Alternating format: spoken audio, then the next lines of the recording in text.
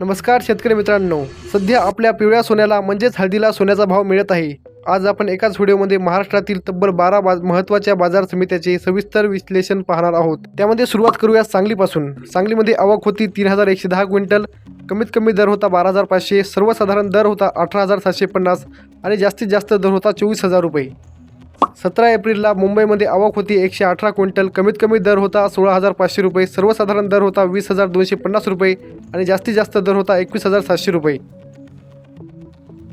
तसेच 17 एप्रिलला वाशीमध्ये आवक होती 15 क्विंटल, स्पेशल क्वालिटी, कमीत कमी दर होता 17200 रुपये, सर्वसाधारण दर होता 19500 रुपये, जास्तीत जास्त दर होता 21700 रुपये। 15 एप्रिलला बसमतमध्ये आवक होती 1051 क्विंटल, कमीत कमी दर होता 10100 रुपये, सर्वसाधारण दर होता 12425 रुपये आणि जास्तीत जास्त दर होता 14750 रुपये। 16 एप्रिलला नांदेडमध्ये आवक होती 3337 क्विंटल, कमीत कमी दर होता 11900 रुपये, सर्वसाधारण दर होता 13695 रुपये, जास्तीत जास्त दर होता 15415 रुपये। 16 एप्रिलला हिंगोलीमध्ये आवक होती 1890 क्विंटल, कमीत कमी दर होता 11200 रुपये, सर्वसाधारण दर होता 12800 रुपये, जास्तीत जास्त दर होता 14400 रुपये।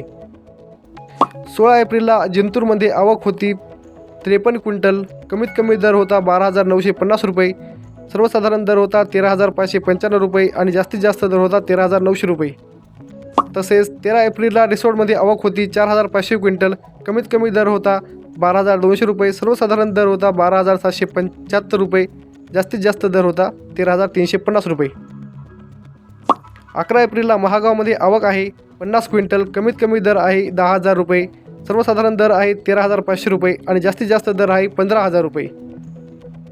13 एप्रिलला सेनगावमध्ये आवक आहे 391 क्विंटल, कमीत कमी दर होता 12500 रुपये, सर्वसाधारण दर होता 13000 रुपये आणि जास्तीत जास्त दर होता 13500 रुपये।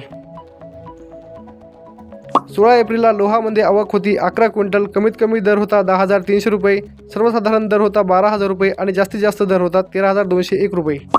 11 एप्रिलला लोणारमध्ये आवक होती 790 क्विंटल, कमीत कमी दर 11000 रुपये, सर्वसाधारण दर 12300 रुपये आणि जास्तीत जास्त दर 13000 रुपये। तर यावरून आपल्याला लक्षात येते की मुंबईमध्ये सर्वाधिक हळद विकली जात आहे, कारण की तेथे एक्सपोर्ट क्वालिटीचा माल येतो आणि वाशिममध्ये स्पेशल हळद असल्यामुळे तिथे जास्त भाव मिळाला आहे। त्यामुळे आपण हळद विकण्यास घाई करू नये, कारण की हळदीचे भाव अजून थोडे वाढू शकतात।